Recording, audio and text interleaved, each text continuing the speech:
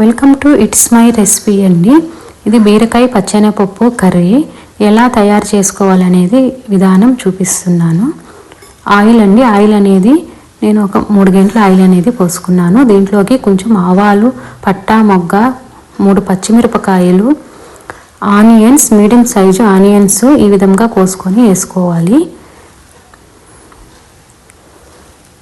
ఇవి బాగా వేయించుకోవాలండి. ఎక్కువ కలర్ ఏం రావలేదండి, లైట్ గోల్డ్ కలర్కి వస్తే సరిపోతుంది. చూడండి, ఈ కలర్కి వస్తే సరిపోతుంది. ఇప్పుడు దీంట్లోకి మనం అల్లం తెల్లగడ్డ పేస్ట్ 1.5 స్పూన్ అనేది వేసుకోవాలి. దీంట్లోకి కొంచెం పసుపు,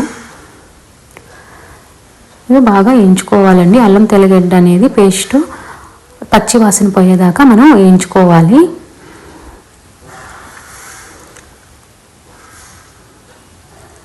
ఈ విధంగా వేయించుకుంటే సరిపోతుంది. నాకు అల్లం తెల్లగడ్డ పేస్ట్ అనేది బాగా వేగిపోయింది. ఇప్పుడు దీంట్లోకి బీరకాయ అండి, ఈ బీరకాయ 1.5 కేజీ. ఇవి నేను ఈ సన్నంగా ఈ సైజు ముక్కల్లాగా కోసుకొని వేసుకున్నాను. ఇవి కొంచెం బాగా మనకి మగ్గాలండి. చూడండి, ఈ విధంగా మగ్గితే సరిపోతుంది. ఇప్పుడు దీంట్లోకి మనం కొంచెం కరివేపాకు, కొంచెం కొత్తిమీర, టమాటాలు మీడియం సైజు ఒక 4 అనేది కోసుకున్నానండి. ఈ విధంగా కోసుకొని మనం వేసేసుకోవాలి. ఇవి బాగా మగ్గాలండి. మగ్గేదానికి నేను కొంచెం సాల్ట్ అనేది వేసుకుంటున్నాను. సాల్ట్ అనేది మన టేస్ట్ని బట్టి వేసుకోవాలి. అవి బాగా కలిపేసేసుకోవాలి.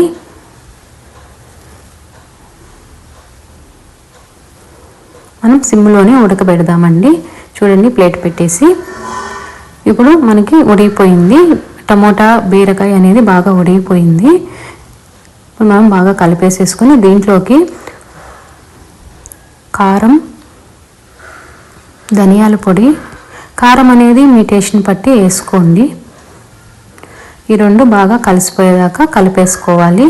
మనకి 1 నిమిషం పాటు మనం కలుపుకోవాలి. ఆ పచ్చి వాసన బాగా పోయేదాకా మనం కలుపుకోవాలి.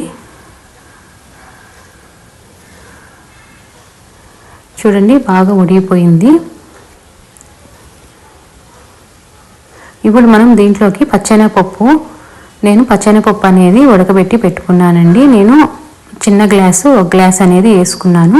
ఈ విధంగా ఉడికిపోతే సరిపోతుంది. ఇదంతా మనం కర్రీలో వేసేసుకుందాము. మనం వాటర్తో పాటు వేసేసుకోవాలండి. మనం పచ్చెనపప్పు ఉడకబెట్టినప్పుడు కొంచెం వాటర్ అనేది ఉంటాయి కదా, ఆ వాటర్ అనేది పోసేసుకోవాలి. మళ్ళీ మనం కొంచెం వాటర్ అనేది వేసుకోవాలి. మనం బాగా కలిపేసుకుందాము.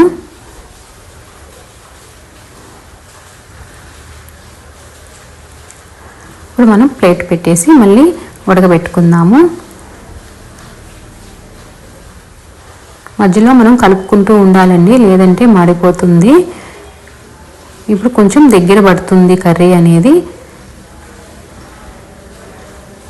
ఇప్పుడు మనం దీంట్లోకి కొంచెం 1 స్పూను ధనియాల పొడి అనేది వేసుకోవాలండి. వేసేసుకొని 1 నిమిషం పాటు మనం ఉడకబెట్టి పెట్టుకుందాము. ఇప్పుడు 1 నిమిషం అయిపోయిందండి. నేను ఆపేసేసి దీంట్లోకి కొత్తిమీర వేసేసుకున్నాను. కర్రీ అనేది